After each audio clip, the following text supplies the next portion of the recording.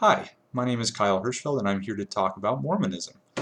I was intrigued by the idea of a group of people being so divinely inspired that they felt they had to cross the country and find a safe haven away from American oppression as they viewed it.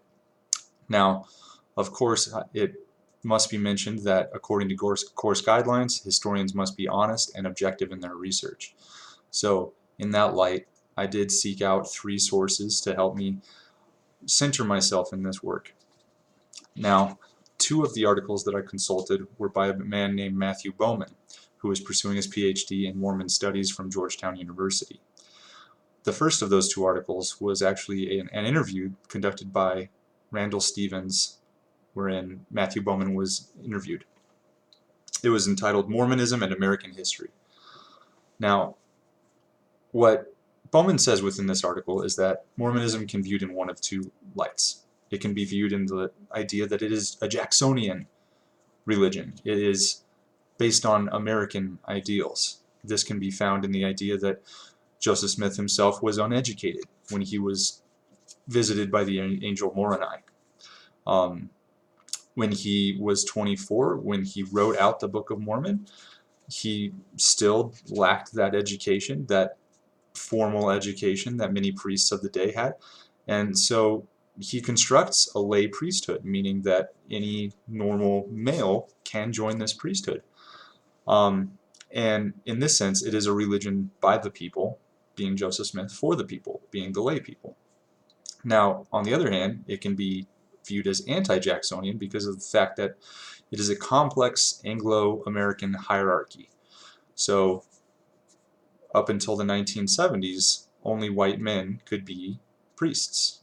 In 1978, that was changed, but that is one way in which it could be viewed as anti-Jacksonian. Another way is that early Mormonism did practice polygamy and thereby institute a patriarchy.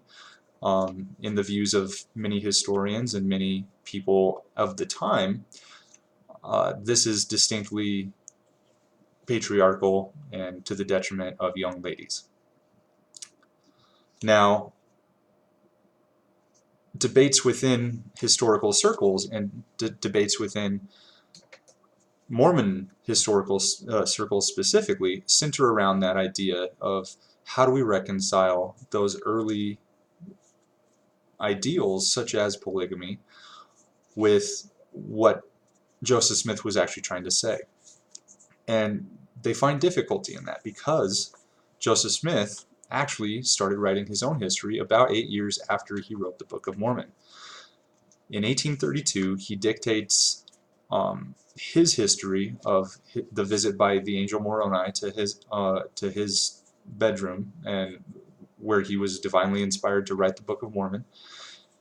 And he writes a completely different account in 1838, 6 years after this. So historians are trying to figure out how they can reconcile these 2 stories to create a narrative that is affirming to the Mormon story itself. So this is a difficult subject for historians today, and that's what Bowman's trying to tackle.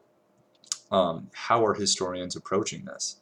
And he talks about different ways historians have looked at this over the course of the last 100 or so years, and he talks about a few different important historians such as B.H. Roberts, who tried to reconcile those discrepancies within Mormon or early Mormonism with the 1900s worldview in which he was participating.